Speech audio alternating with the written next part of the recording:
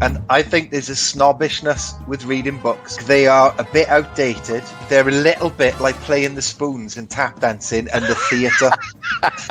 They were good once, but things have moved on. The head's not quite on the right place. That's his little issue that he's got to work on for the moment. My apartment smells of rich mahogany. Look, I'm all for innovation, and I advocated putting a scrum half in the line out. It sounds great, but it's bollocks idea, really. Hello, welcome to Under the Sticks. Sorry for lateness. Well, we're always late, so actually I'm not that sorry. I'm Andy McGeady. We're going out live on all the Pro 14 social channels tonight, as always. And we've already got some of our friends in. Michael Jenkins, hi from Pembrokeshire, West Wales. Harley Worthy, how are you? William Maxwell, Patrick Chestnut, welcome to all. We'll be going through a lot of stuff tonight.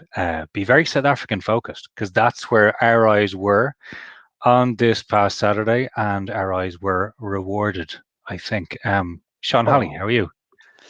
Good. I feel like I should be saying hi, lads, to all our regulars. These are great. They come in all the time today. Mike, Harley, William, Steve. I feel like I should buy him a pint. That'd be nice. Yeah. Talking of pints, I'm fine, Anne, because Friday night went to the pub, the local, had what it's like. You have a 2-hour slot if you book a table. So me and the missus and my mate and his missus proceeded to smash as much alcohol inside us in that 2 hours. In 2 hours. Yeah, the strongest lager, and quickly, and did the job. So I'm fine. I wasn't great on the weekend, and my golf suffered on Saturday, but I wasn't working on the rugby, so it was good. Paul Williams, how are you?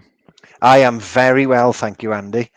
Enjoyed the, like you say, South African stuff on the weekend was awesome.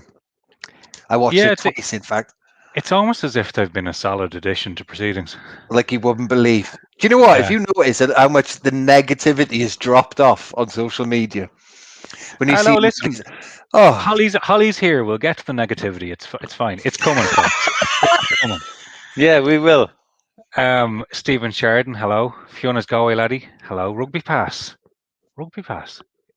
Hello. This is great. Are we getting free subs all around? This will be good.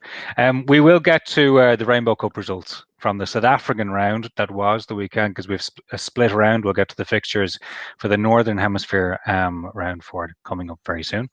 We'll touch on that game that took place in Twickenham's Champions Cup final. We'll touch on the return of crowds. Paul's very excited about the return of crowds. Lions Tour possibly having 16,000 fans in for a game. So start thinking about, folks, 2 things. When we get to that point in the show, what will you remember of this last year without fans? And then what will you want to get right back to in your match day routine? So have a think about it. We'll get to it. This is going to be a good show. We'll go straight into the rugby that was on Saturday, because there was some pretty good stuff. Is this where super producer Adam puts in the soundbite from last week's show that somebody predicted the Lions would beat the Bulls? He did, to be fair. Is it? He did. Yeah, it's great stuff, isn't it? Look at the sunshine, though. Oh, it's very envious. But what's good about it for me, watching them, I thoroughly enjoy them. They're high scoring. It is literally end-to-end stuff, isn't it? Yeah. And some great players on show. I mentioned this guy a couple of weeks ago, didn't I? Yeah, he played well again. I think what was amazing was the Lions scrum, because I've written first mention of the column. 4 minutes. 4 minutes. That is shameless. But the standard of scrummaging in South Africa is massive. It's so high. And if you think that the Lions are arguably their weakest scrummaging wise, but they aren't at all. The benchmark's massive for them to have out scrummaged the Bulls. And it wasn't that they just got parity. They demolished them. Watch this. Max Warney's try. Look at that. Wayne Vermeulen. Now. It's the view from behind, the view from the goal line on that is actually brilliant. And it's look at that move. If you're a very fast winger and you see a guy coming towards you, he creates space by running towards the man. That is so smart. So smart. There's a load of wingers, right? This is a good finish. This is a great finish. But look at that look at those tackles. I keep saying it, but they got serious gas. That's what you don't see with that footage. Watch now, he just puts the burners on here and rides that superbly well, doesn't he? There's wingers in both the games on all four sides that we really got to look out for. Tamway's unbelievable. This, though, reinforces my point from last week. Here he comes. This is just where I'm interested to see. Look at this now, right? Watch the near the ruck, right? Nowhere near the ruck. That's a massive gap. Nobody outside him. So 10, Smith just steps up into the hole, runs an unders line. I'm telling you now, that doesn't happen at the sports ground in Galway. That doesn't happen at Murrayfield. That doesn't happen at Liberty Stadium. It certainly doesn't happen to Tormund or the RDS. He'd get smashed. So what would you expect there? A ruck guard and a bodyguard in between. There'd be three forwards for the first back. We've got one prop. I don't think it'll happen. So it'll be interesting to see. They got great attacking prowess, but I just want to see our top teams play against those defenses. I'm hoping that this compilation has got Tamway's counter-attack from deep in it, which it may or may not. But it was an amazing game. And I think, you look at the way that the Lions handle the ball in the back line. They're like Swiss chocolatiers. I think both sides. I think all four sides have this great attitude to play. Yeah. They have an attitude. Look how fast they want to play, right? And they smash each other. And yet, look how quick the ball is. Yeah. I think it's really refreshing. Played in, obviously good climate. There was a period in this game, right? There was about 15 minutes where Dwayne Vermeulen almost went. It was like dad stopping a kid's game. He went in and carried the ball. He stole a load of ball. Yeah. But the Lions prevailed, and I had a sneaky feeling they would, boys. I did. Yeah. Do you know what's also quite interesting about that game and the one that we're about to watch is how prevalent counter-rucking is in South Africa. Like up here, it's almost like it's an optional extra, 1 in every 40 rucks. But they really service rucks, and their counter-rucks happen like 1 in 6, 1 in 7. It really changes the dynamic of the game. For viewers more than listeners, there is a Maddosh Tamway highlights video coming on this show. I didn't realise it was in there. It's counter-attack's ridiculous. It's coming, but I was glad to see that because that again, the behind the post view of that try, there's an awful lot of space there. It's a great line, right? And you don't see him coming, but there shouldn't be that much space right there beside the ruck. There just shouldn't be. So, Sean, I'll file that. Judge's ruling that is fair criticism. Well, Depresso sounds like a mate of mine. He makes a good point. It could be because the speed of ball is so quick that they can't get into position, quickly, which is a fair argument. But you look at the scores; it's high scoring, it's great attacking play.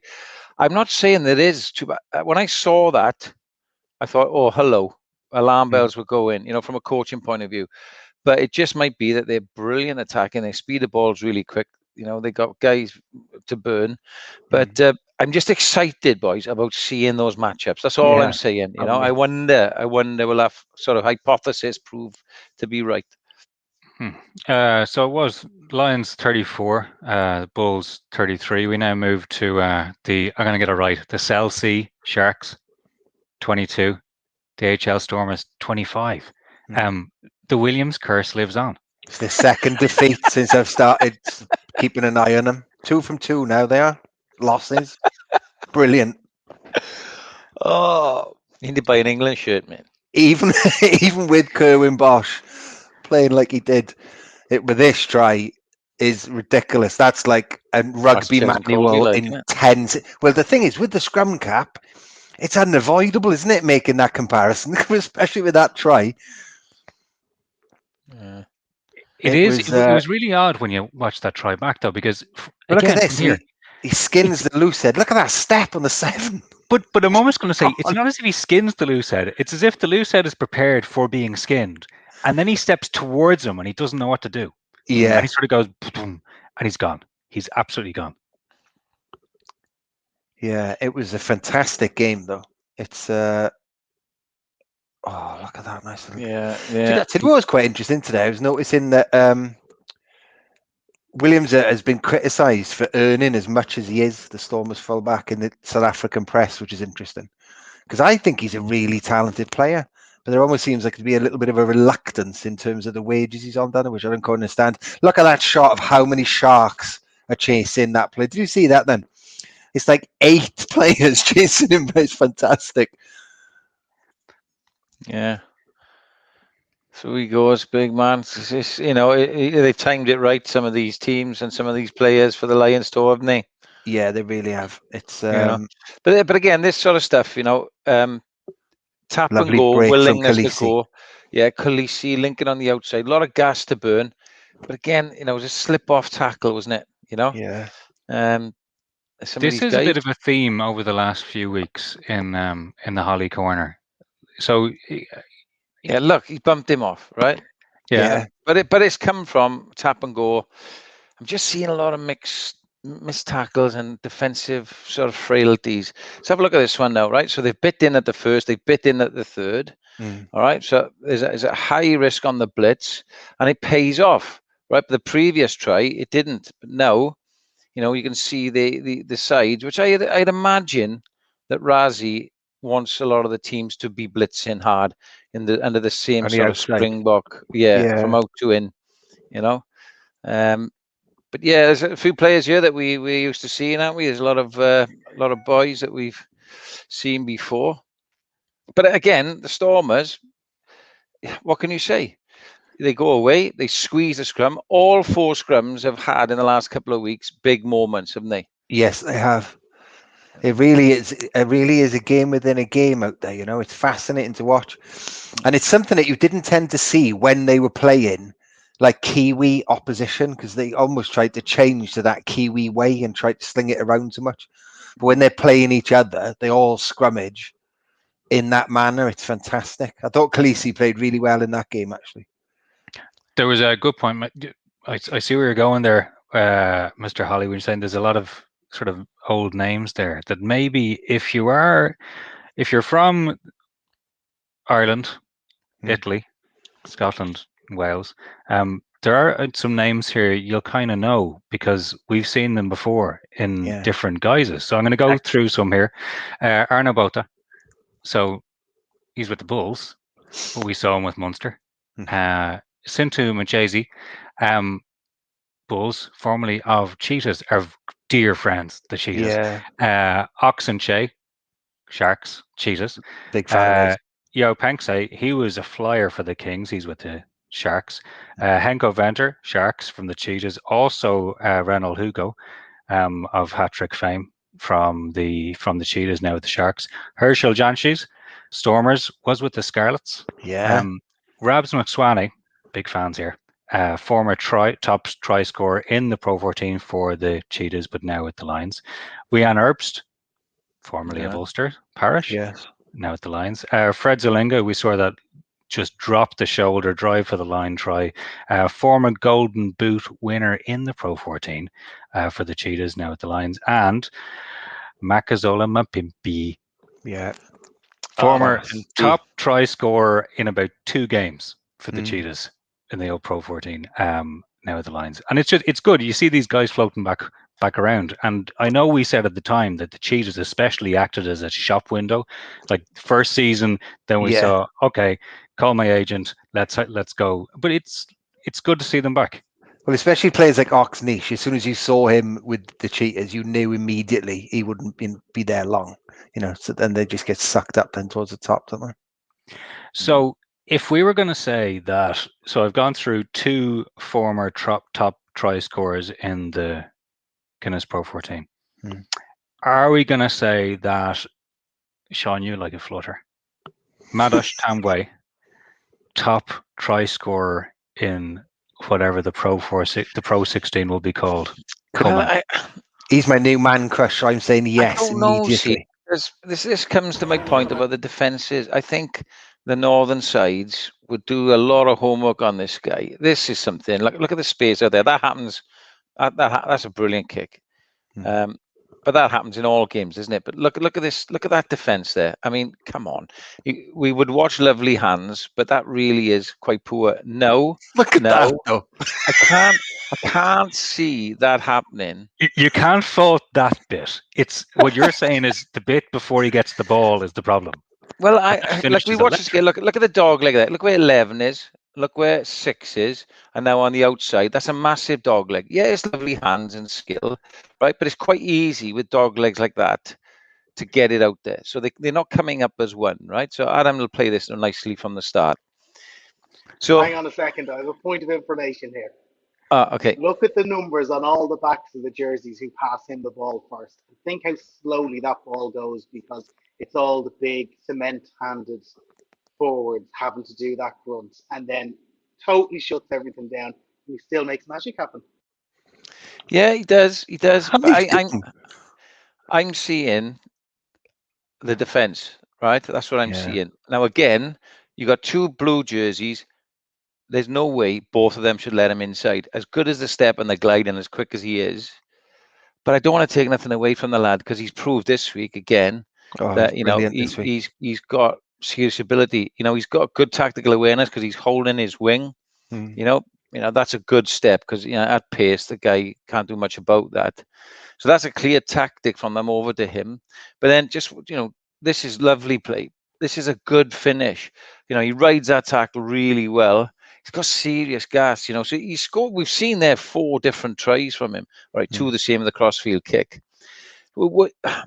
Clearly, he'll score tries. Clearly. But will he have the ball in as much space as often? I'm not sure it's that clear because 2 of our viewers have come straight in. Fiona's Galway laddie was first. Well, Tamboy's cursed now. Thanks, Paul. No. Tian Vandenberg, Paul's cursed him now. Keep an eye out for Stravino Jacobs instead. That's it, folks. Yeah. See, you know this is how this rolls. Stravino was in my team of the week last week. He was awesome. Yeah, he's a good player. So I just think it's nice to see Tamboy. He hasn't had everything his way, you know. He's released by the Sharks. Well, moved from there, you know, wasn't selected, dropped down the pecking order a bit. I just like players like that. You know, maybe he mightn't do it up here, but at the moment he's lighting up my weekend. So he's no, but he will, mate. No, my point is he will. I'm just I keep going back to this. But we're on to a different point now, and this was class. This is some of the kicking. So how many kilometers was this kick? It was a hell of a long way. Extraordinary distance. Yeah, absolutely extraordinary distance from Cromarbosh.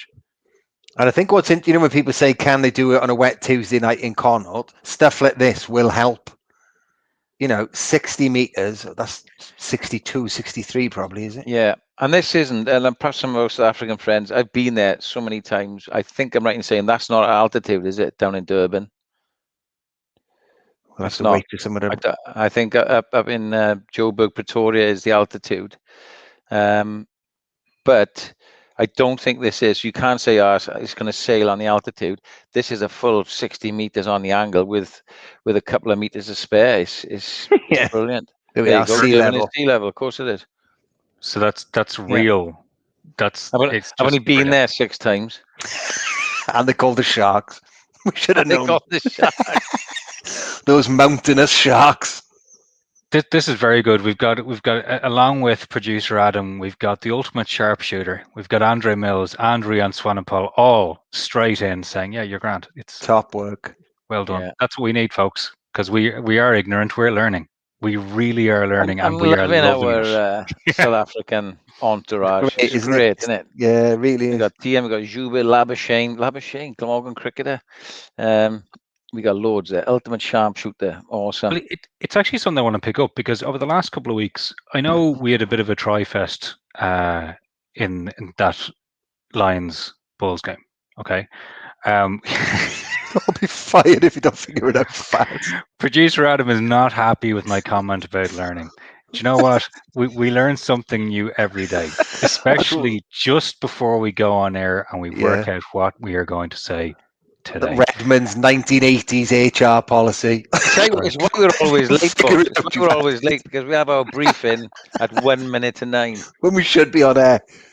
Pretty much. Oh, God.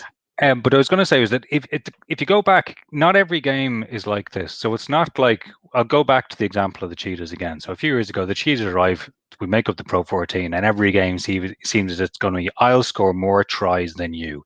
That's it, right? What I'm seeing from these teams is a lot of very, very good place kicking. And I'm not seeing the exact same enthusiasm that we've seen from teams like Leinster going to the corner every time. They're actually quite happy to build up points at times in game. And I think that's something that is a little different to what we've been seeing up in the north for the last, I'm going to say 18 to 20 months. Harley Worthy, if that's the range of the lad, Cardiff, Benetton and Scarlets are screwed, bottom three for discipline. Do you know, but the thing is, that's a very salient point though, isn't it? Because that now means you need to be very careful giving away pens, even on your halfway line. Which is, that changes the way you play, doesn't it? It does, and it's something I can never work out.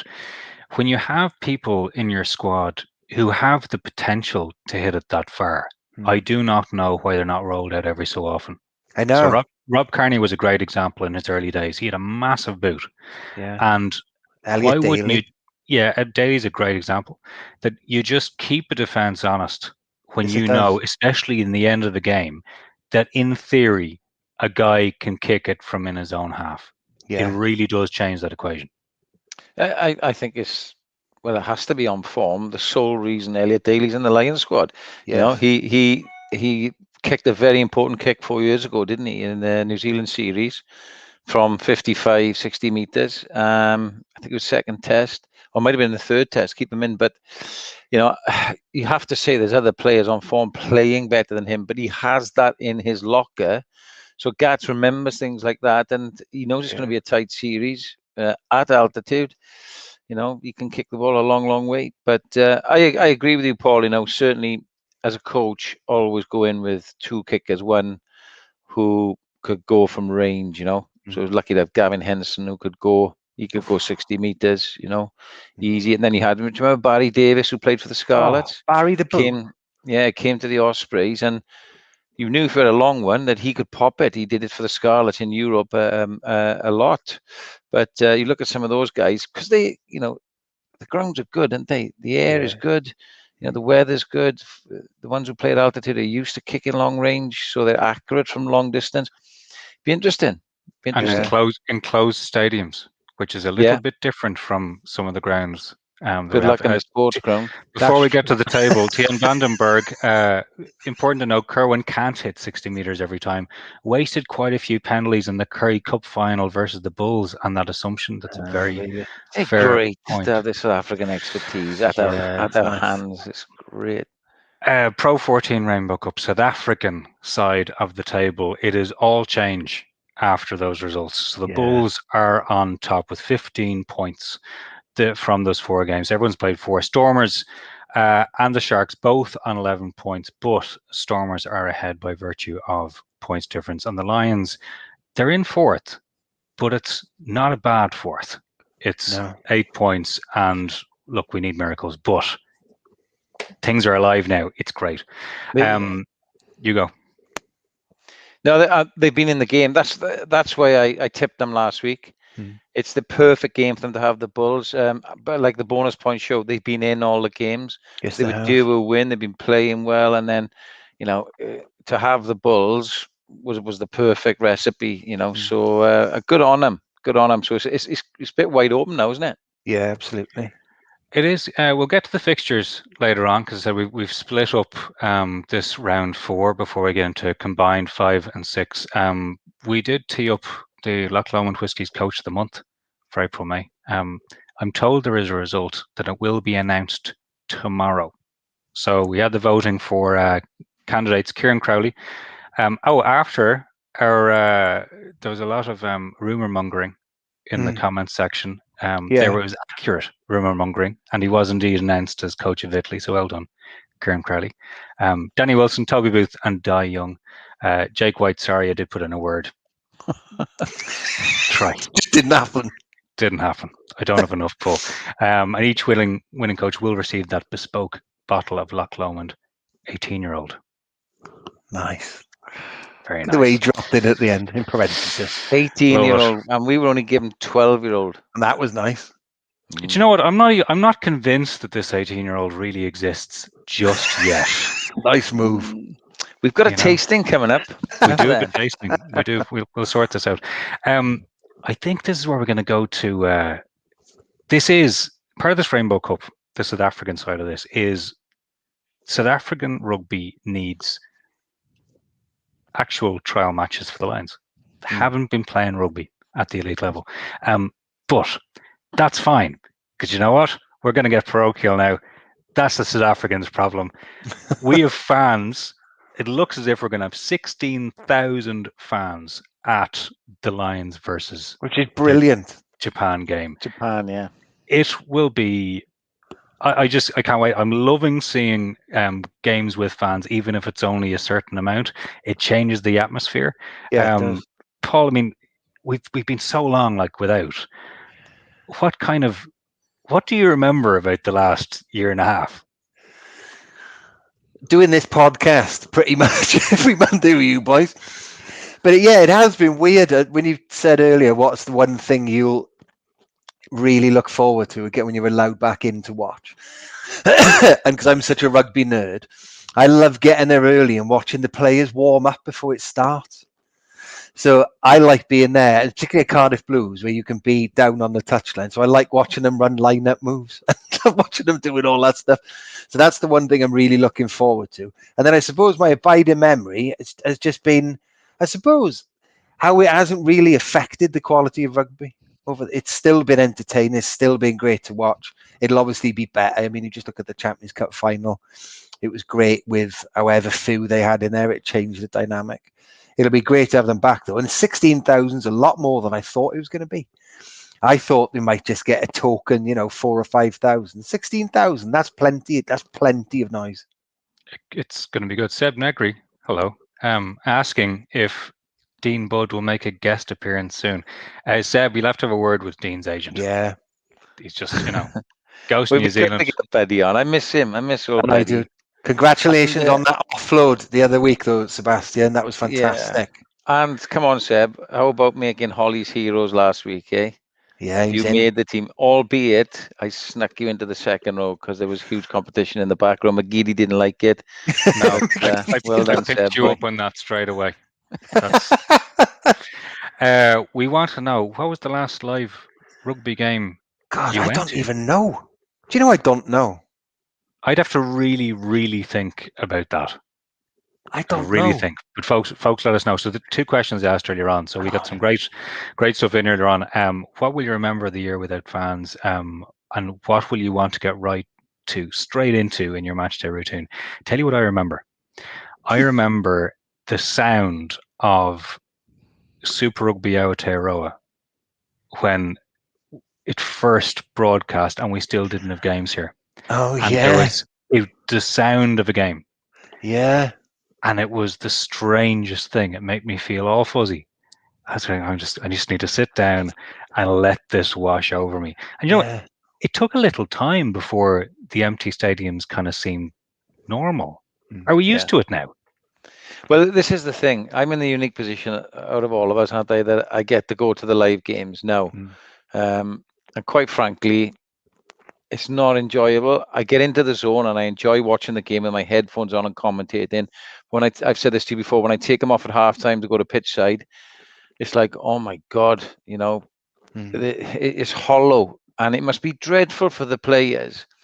And only looking at some of the soccer on the weekend, the reaction of the fans, the reaction of the players and the officials and the commentators, it's a completely different dynamic, isn't it? So I think it's obviously begging out. It's become the norm, but I think we're just going to see a heightened level of performance from the players and excitement because the fans will as well. It's just really different. It's not pleasurable being there in a hollow stadium. It's not so, and that's just working. So you can imagine playing in it. It must feel like a training session. Yeah, it really must. Yeah.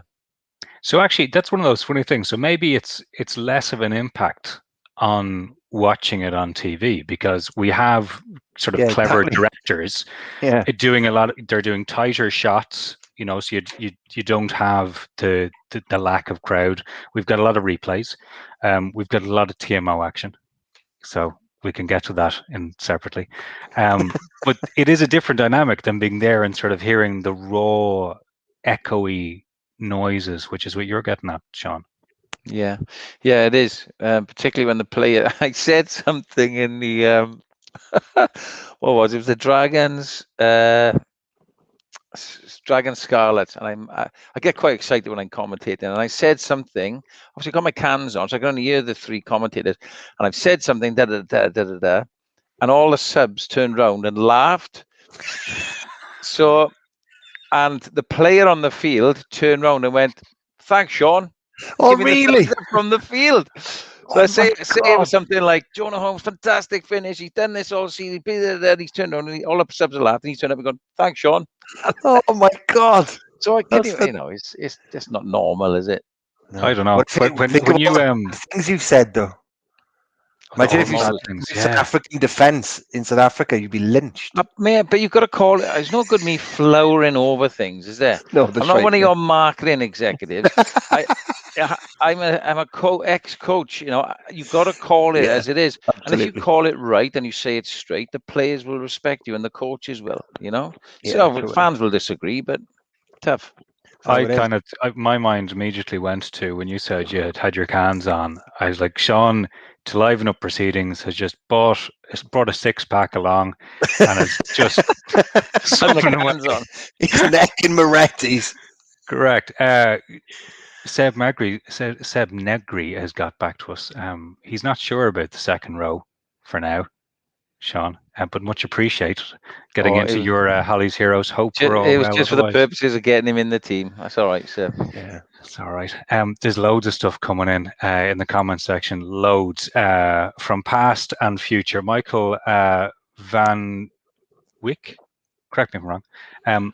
I always loved to watch the players coming from the bus. I had the honour of meeting Jake White on the box at Murrayfield in the 2007 Autumn Internationals. That's even earlier than you, Paul. Yeah, I answered my question a bit early, didn't I? Earlier, I said my bit on the wrong bit. My favourite part was getting there early to watch. So sorry, I need more sleep. William Maxwell, pints before the match, chips after the match. Doesn't that resonate with you? It that really resonates. Does. Yeah. It's coming back, though. It's coming back. Dean Purcell, looking forward to my first hot whiskey back in the RDS. Yeah, there's ways of topping that up as well.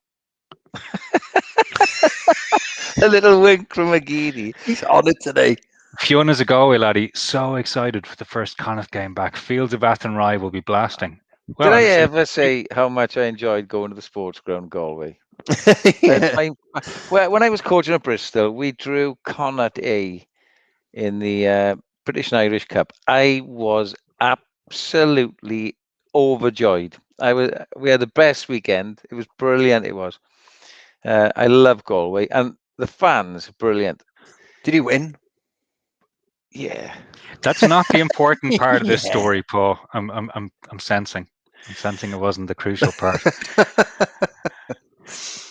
Harley Worthy, favourite part of match day is the end of the game when Willis Halaholo and Ray Lilo jump the barriers and celebrate with the crowd, win or lose. Some players are really, really, they feed off that at the end of the game. They do. They've got a really good culture with that at Cardiff Blues, weirdly, because when I'm not working, I go down to watch them quite a lot. And a lot of the players are allowed on the pitch. Of course, it's synthetic surface, so they let kids on there to get autographs, and it's quite old school, really. It's really cool.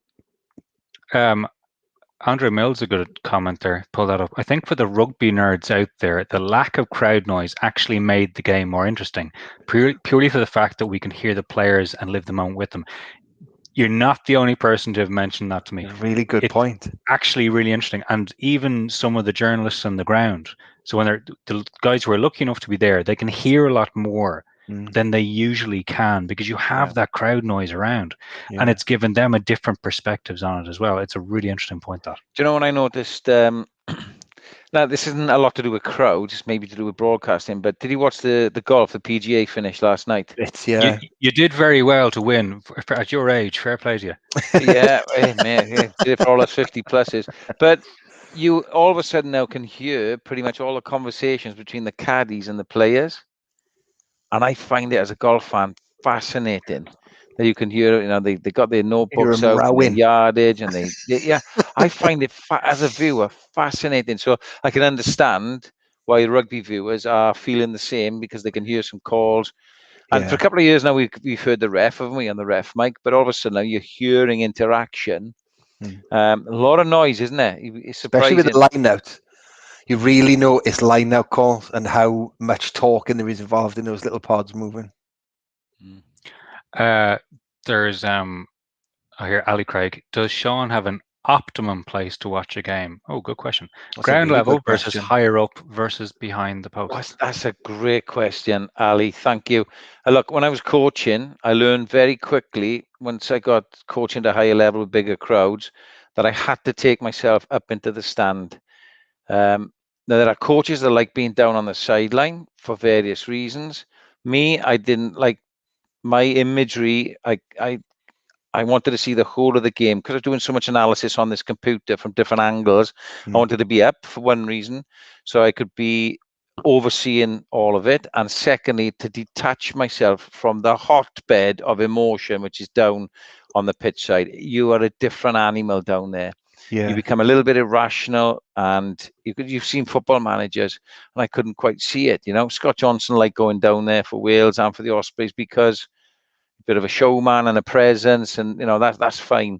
Me, I want to detach myself, plug myself in from crowd, and I just listen to ref, put my messages out there, review the game as it's going on, so I can get correct decisions out there, and detach from the emotion. Whenever I went down there, and I found this with Bristol, a couple of clubs we went to, you didn't have stands or places for you to go.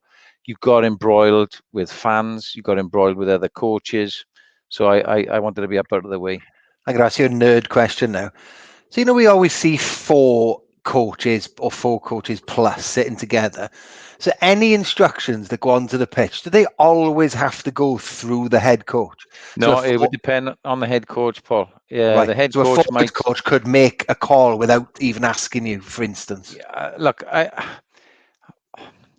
was the type of coach who, not because I was paranoid, but I didn't want too many messages going out to the players. Right. My view was, when you get to match day, they've had all the messages in the week. They only need a couple of key things from time to time, or ask questions up. If you have a defense coach, a forwards coach, a backs coach, and a head coach all firing things down, can you imagine the chaos? And I've been on the end listening to it. So I was like, no, one voice. If you want a message, get it through me, and I'll decide the timing of when it goes down.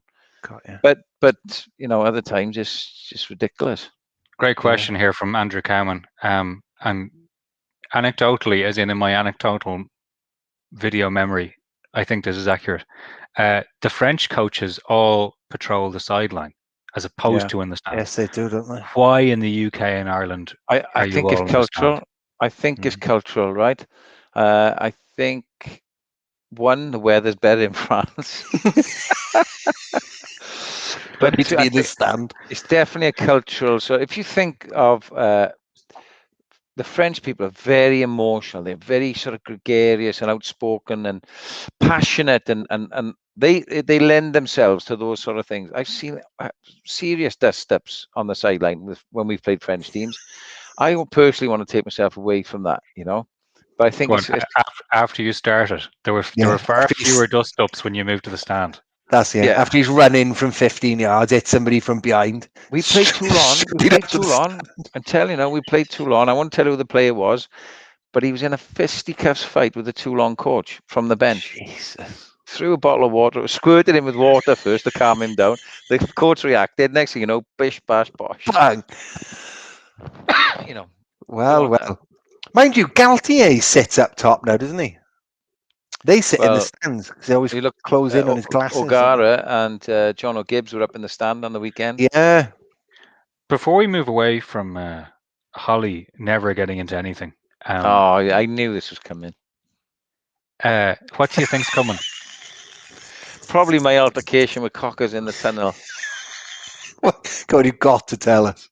Unless it put you in court. You have to share that with was- the class.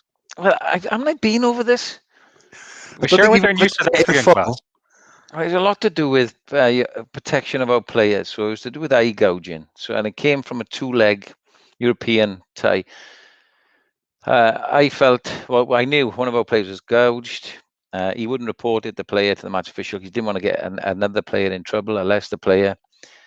Well, I said it'd come back and bite us, and in the return fixture, it did. A certain Leicester player got banned for 10 weeks for gouging. It was mentioned in the press conference, blah, blah, blah, blah. Cockers took exception to it. And there's a bit of a scuffle in the tunnel. That's all it was. Was he blocking your way back up into the stand because you wanted nothing to do with it? Is that it? Take him any day, Cocker. And I was going to say, you must be towering over him. I was massive then as well. Yeah, you could have just choke slammed him. He's a frightening individual.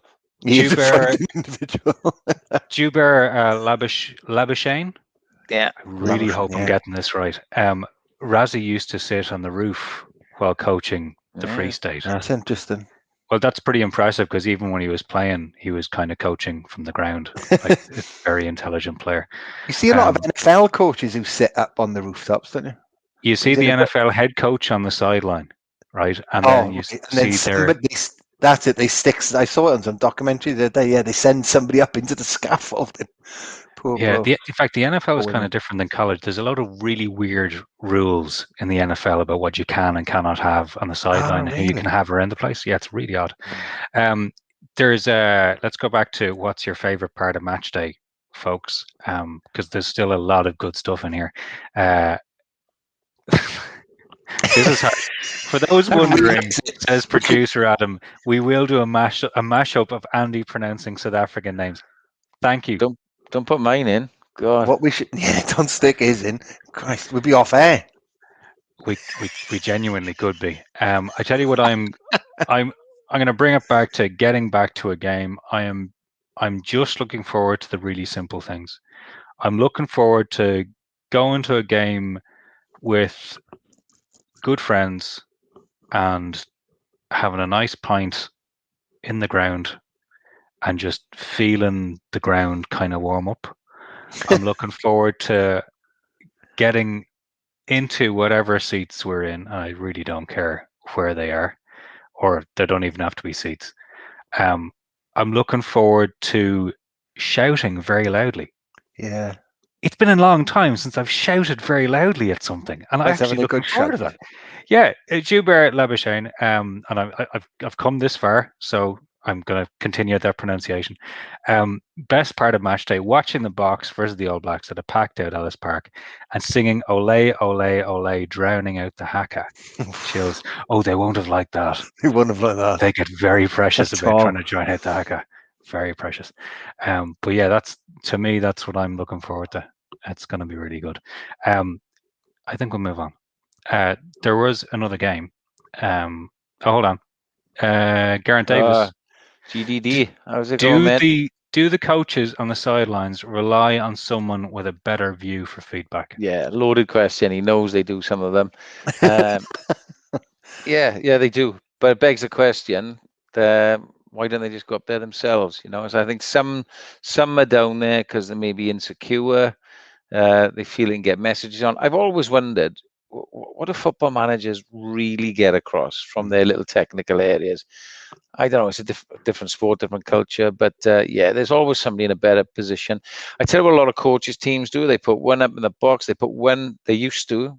I used to go behind the post when I was an assistant at the Ospreys. So I'd go behind the post. And so I'd have a different view. A lot of coaches do that. It depends. Depends on what you like. I just don't like being down ground level in all the hullabaloo. I did it as a development coach and academy coach because we didn't have stands, half the teams that you played. So you probably learned that way as well. Horses for courses. Christian Hind, no way. You would have to pay a lot of money and an after dinner function for me to tell you that story, That's my good 50 man. quid ahead, that is. As you probably well know, I think Christian might have been at one of my after dinners, but long may they come back. So at the next after dinner that you see Sean Hawley, you make sure you ask him, Sean, what happened around that table with Lynn in Paris? I don't know. And video it and then send it to me. In the modern world, I can't tell those stories anymore. I'd have to be a private What if it's audience. for a really good charity? I can think of a really good charity. This is your after dinner. Yes, you're right there, Ad. You're right. But unfortunately, I can't tell my stories. Can I bring up Joubert again? Because there is a very good comment here about your favorite part of match day. Getting there. Just getting there. The journey to a game, especially an away game. Just getting there. All those little bits, could be just getting the rental car, could be getting the rental car back, and you're all in pieces. Like, there's a lot of interesting things there. I think that was getting there in terms of the pronunciation of his name, actually. I think we've misinterpreted that. Completely gone somewhere else. Yeah, I think, but it worked. It's okay. I was interpreting it in a very different nostalgic way. Yeah. Okay. We're going to move on to one more game that was, and a couple of games that are coming up. There was a Champions Cup final that was played last weekend. Okay. La Rochelle lost, Toulouse won. We were generally happy that if it's going to be an all-French final, we were kind of okay that those two teams were going to be the teams in the final. Yeah. Right? General contentment, right? Was it a good game of rugby, Paul Williams? It wasn't a great spectacle, but I loved it. It was just engaging to watch because there was so much riding on it. I was really surprised that Toulon didn't go wider, not faster, but when they had chances. Toulouse, sorry. I just really enjoyed it. I think the difficulty is when you've got two from the top 14, they tend to play top 14 style, which they did. And it's like that scene from Rocky where he's just punching those big cow carcasses. And it's just carcass after carcass after carcass, because it gets a bit like that, doesn't it? It's like, oh, there's Will Skelton, there's another monster, and it's just repeated, like boom, boom, boom. But I quite like that because it's a very different style of rugby. Yeah, I think a lot of people found it a bit disappointing, but I didn't, because once you've got a player sent off, which was a ridiculous tackle, by the way, what a stupid thing to do in the final. I mean, that wasn't even marginal. That was illegal 20 years ago. But yeah, I did enjoy it, I must say. I know it wasn't aesthetically pleasing, but I did like it. Can I go to Michael Aylwin in The Guardian, who I think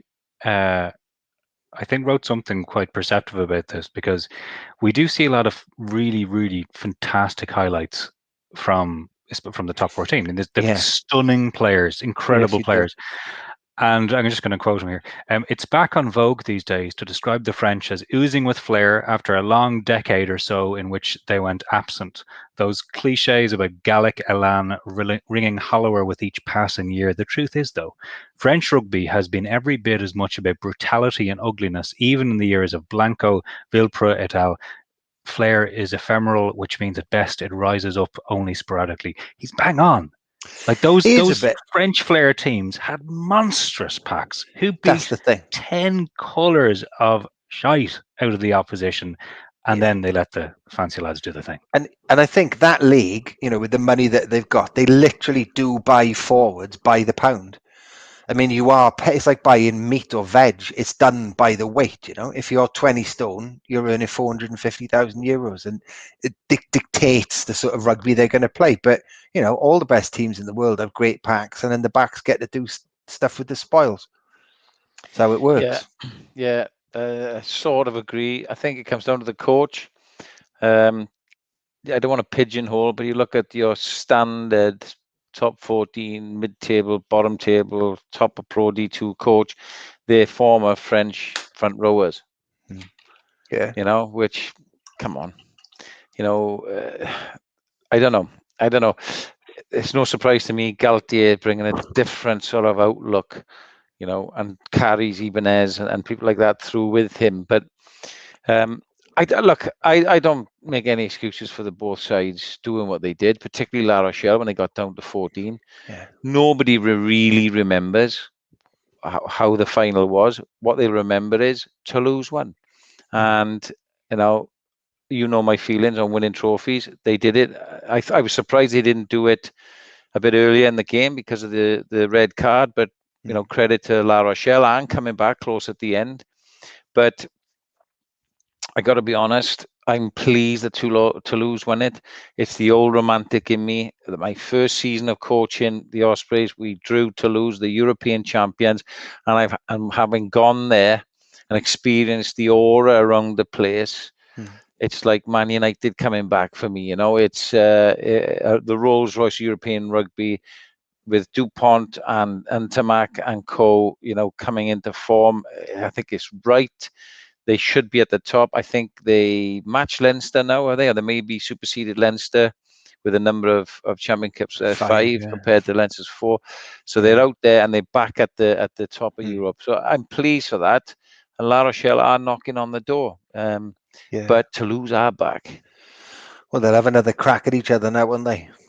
Can I say I'm not going to mention the journalist, but I am going to mention the sentiment, because I was very disappointed to open up one of the papers and read that this was a match, quote, part ruined by new protocols to prevent high tackles, that's nonsense, etc., etc.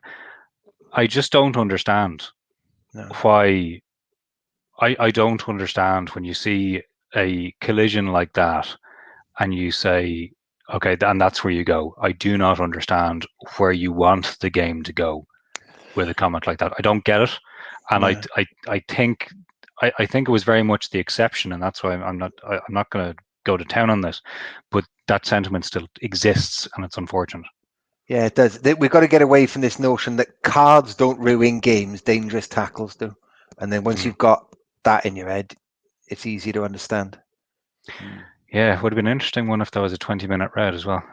Shubert, yeah, I was talking about the pronunciation, but sure. Get in there. Do you know, before we move on, can I just quickly ask Sean one nerdy coaching question about getting a centre sent off really fast? So they'd buy a sent off. Isn't the stress point in La Rochelle's defence going to be outside the 10 and that gap being filled with the 13 coming across? Yet Toulouse rarely attacked them at all in like 60 minutes. And what's the rationale behind that? Why wouldn't you at least a few times go down that channel? They always seem to be just keeping it tight. Wouldn't you at least try it? So what happens, mate, without going into too much detail, what happens when you have yellows or red cards, you have contingency plans ready, right? So and so would move to that position. This is how we defend off lineouts of scrums. Phase play would be this. Scrum half would defend differently, and so on, right? So you have the contingency to go to plan B, the 14. Part of that would be to be softer in your defensive push. So whereas, say, La Rochelle might have gone hard with their full complement, now they're one short in the back line, a crucial position. Winger would have to come into 13. Fullback would have to fire over a little bit more. Blindside wing would have to drop a little bit. 9 might have to push into the boot, and they would drift and push off a little bit more. So a la the old days of Leinster drifting, it's perceived space. Yeah. Okay. So they show you that space, hoping you go there. They push you to the touchline and shut the space down. And jam you in the corner. And then go bang hard on the next with a full line of defence. So producer Adam says, imagine the complicated answer he could have given. Tune in to Analyst Eye for more detailed conversation. I don't know. I think there are some people who like listening to stuff. That's why I asked the question, because when you're watching it as a layperson, you're thinking that's where the space is. Why aren't they attacking more through there? But of course, the reality is, mate. The reality is very quickly. Punch through the middle, create quick phases, which is what we saw to narrow their lineup Yeah. and then on the front foot later phase, and it tires them a little bit. You can imagine their backs are having to do a lot of running. Their forwards are going to have to fold a lot because of the extra space. Yeah. And So then the you get them. goal So is that's to the wait reality. for the second or third fold, and then the space will be there. Then you get them, yeah. Gotcha. Fiona's There a we are. Galway laddie, going back to her high tackles. I'm so confused about rugby league. This is definitely from Australia. People are complaining about the high tackles. If you have seen some of the footage about the lads complaining about the Jesus crackdown on high shots, Christ. it's from another planet. It's like It's from another, it's like someone from gangs in New York. and it's just amazing. It's Honestly. for two sports that are so similar. Harley Worthy asking about the journalist who I did not name. Andy, it's not a certain Irish journalist was the worst rugby takes possible. I make no comment about the journalist in question, but it wasn't him, right? But it wasn't him. Right. We're going to go to Schubert. Sorry, spare a moment for the poor Aussies in Super Rugby Trans Oh, Tasman. God, love They're 'em. 0 for 10 after 2 rounds of play. Yeah, Swain has gone quiet. God, tell you what. After the first weekend, I tweeted that the gap wasn't as big as I'd first thought. Oh my God, the weekend after, awful, awful scenes.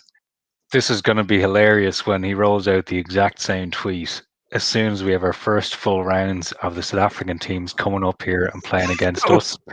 And Holly's staring at a complete 0-4. I'm really starting to worry about this power.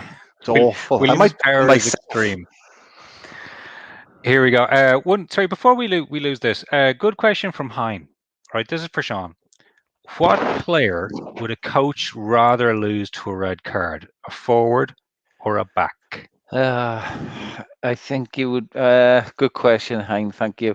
I think it depends on the squad you've got. So, for example, if you had Justin Tipuric in your team, you wouldn't worry too much about losing a back because he could fit in. Like, go back to those contingency plans.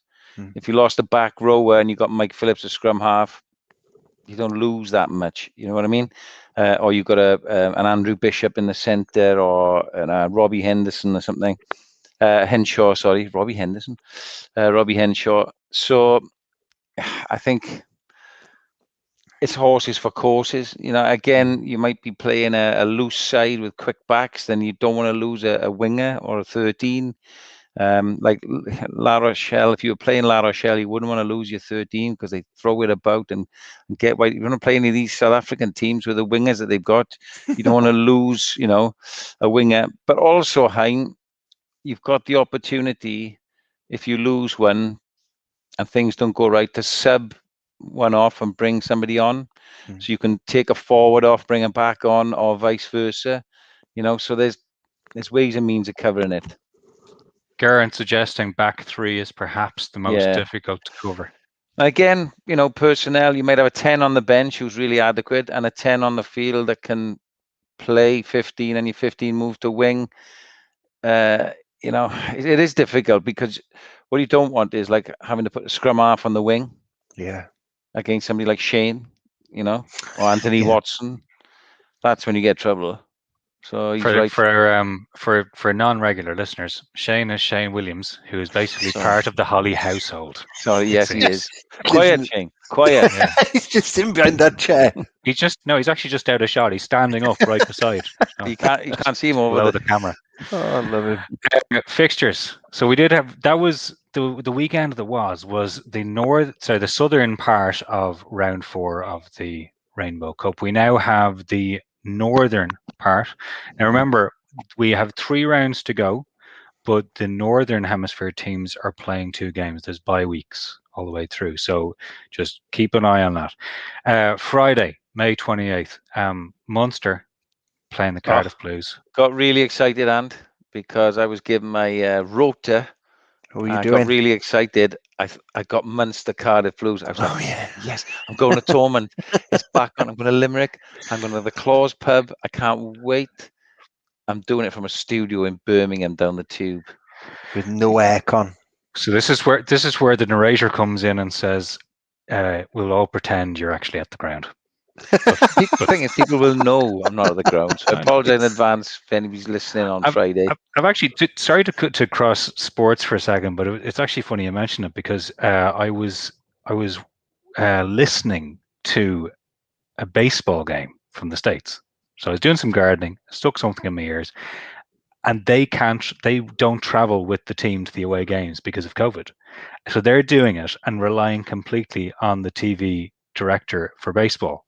So they don't get anything on the ground, and they're just constantly reminding people. And it's just extraordinary, because if you go back a couple of years, they do everything but tell people that they're doing it off tube. Do you know what I mean? Yeah. They're having to say, I'm not sure exactly why that happened, because it wasn't in shot and we're not at the ground. It's someone else's fault. Yeah. I'm getting distracted. Saturday, May 29th at 3:00 in Belfast, Ulster play the Scarlets. The Scarlets have hit a bit of form. This could be fun. Dead rubber Well, for me. that gives us lots of tries. That's what we've seen so far. Come on. I don't. Yeah, Ulster have obviously done it tough, haven't they? Since Bennett knockout and time. Connacht's the one. The producer is going, get to the Benetton Connacht game, please, and it is the one. Like that's Bennett and that's the game. Connacht's the one. That's the biggie. Sorry, can I just? We need to qualify this. This isn't just Benetton Connacht. No. This is league leaders. Yeah. Benetton. Yeah. Of the tree, Benetton.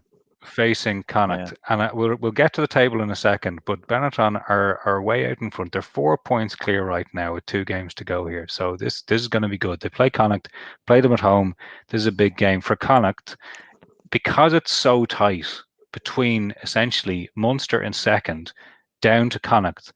It's 10 points, 10 points, 10 points, 9 points, 9 points, 9 points. It's essentially knockout round. It's knockout round. It really simple is. as that. Now, yeah. Because we're into that, penultimate week, isn't it? And for each teams, Benetton unbeaten. We'll come to the table in a bit, but there's a load of teams with 3 and 2. You go 4 and 2 now, essentially you're out. That's basically it. And a lot of these teams are playing each other, and Benetton Connacht for me. Normally we look at that and we think, well, I'm looking forward to an entertaining game. Those sides in Benetton would normally be quite evenly matched. Now you're looking at this with the recent form, you're thinking, that's game of the week. Yeah, it is. That's game of the week. Benetton will take 3-0. 3-0. All the totally. But go back to because you mentioned the term knockout. Munster, Cardiff is the same. So Munster That's 10 knockout, points in second, Cardiff 9 points in sixth, and it's it's the loser goes home. The loser, you're not getting to the final. Yeah. The winner, you keep yourself involved. You keep yourself very, very involved. So then we go down to the final game of the weekend, and that is Dragons against Glasgow. That could be Glasgow could be a try fest, that game. Yeah, like we have complimented how the Dragons are playing. Glasgow they lost that. I'm getting a subtle hint that game. Where's is not the game? Newport. It's not in Newport. It's not in the Principality Stadium. It's in the Cardiff City Stadium, and that is in Cardiff. Yeah, just leave that there. That's right.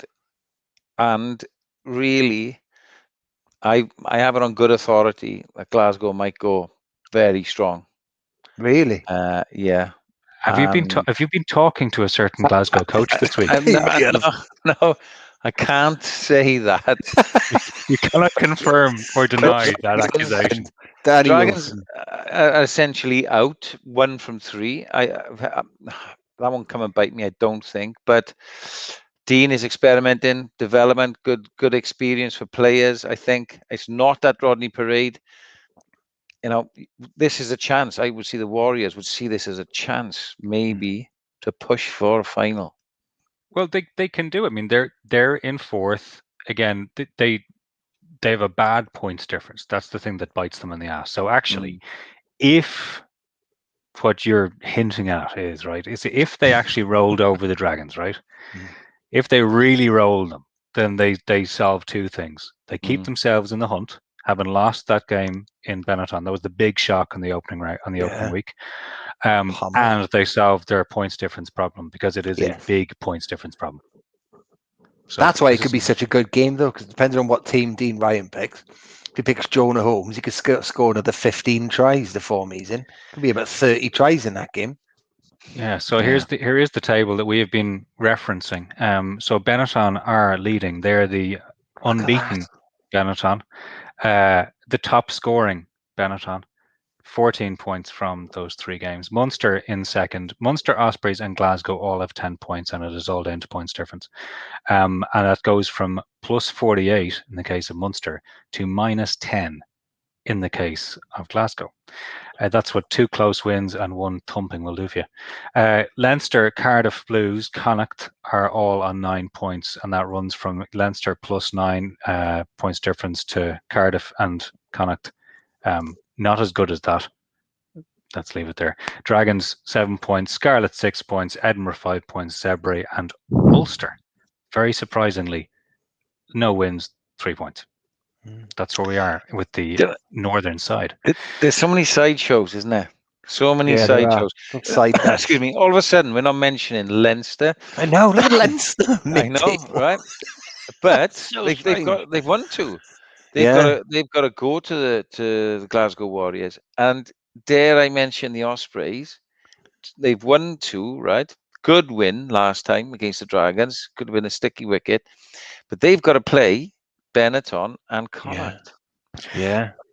Yes, we go in. So here we go. So we go through the round 5 and 6 are a little different because we have the it's North and South playing at the same time. Connacht Ospreys, Glasgow Warriors against Leinster, Edinburgh against Ulster, Cardiff Blues against Zebre. So if Cardiff have a big incentive here to go to Munster because that should be the really big one, and they'd fancy themselves big time at home to Zebre, who just haven't been the same team in this competition as they were in the regular season. That's what I'd say. And then in round 6, this is the up north part. Zebre face Munster, Leinster at home to Dragons. So again, Leinster very much alive at the moment. Leinster go to Glasgow and win, and then they fancy themselves obviously against Dragons. Munster, will fancy going to Zebre and winning. So the home game against Cardiff is, it's all on. Yeah, it's all on. Benetton, and again, if they manage to beat Connacht at home, then obviously they've got a very soft touch away to the Ospreys, Sean, isn't that right? Well, a lot will depend on Ospreys at Connacht, wouldn't it? So there's loads of permutations here. It's great. It's going to be a mathematical nightmare. I won't be happy unless we get Bennett and V balls and Owane wins final try in the last couple of minutes. Tell you what, captain's challenges are going to be interesting in the next couple of weeks. Yeah, they really matter now. Last 5 minutes. I want this to go down to like tries scored on the last game. McGeady's need for detail. I love it. I need mathematical permutations on the last day to be happy. Algorithm rugby. We want. There's a few people asking about the venue. We hope it's announced shortly. I think Harley Worthy is saying it's being played in Europe based on the announcements. That is true. Right. There's been some rumours on Twitter today, haven't there, Paul? Yeah, throwing it. Yeah, it's potentially in Italy. It could be an al dente fixture for whoever makes the final. Ooh, see what you did there. I see what you did there. I haven't given away anything there.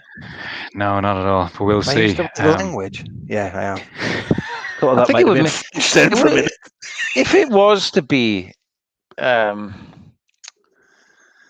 pizza, magic, a piece of magic. Yeah, that made it.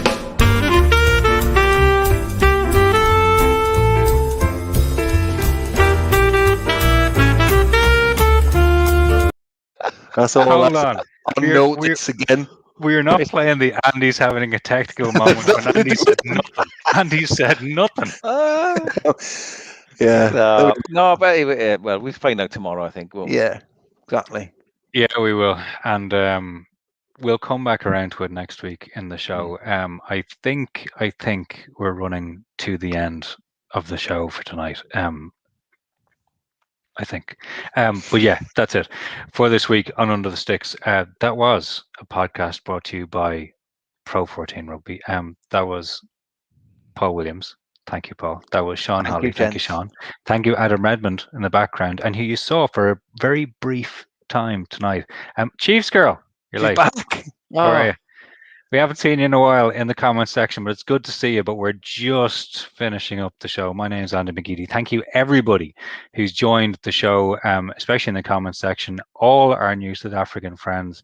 We again forgive our ignorance.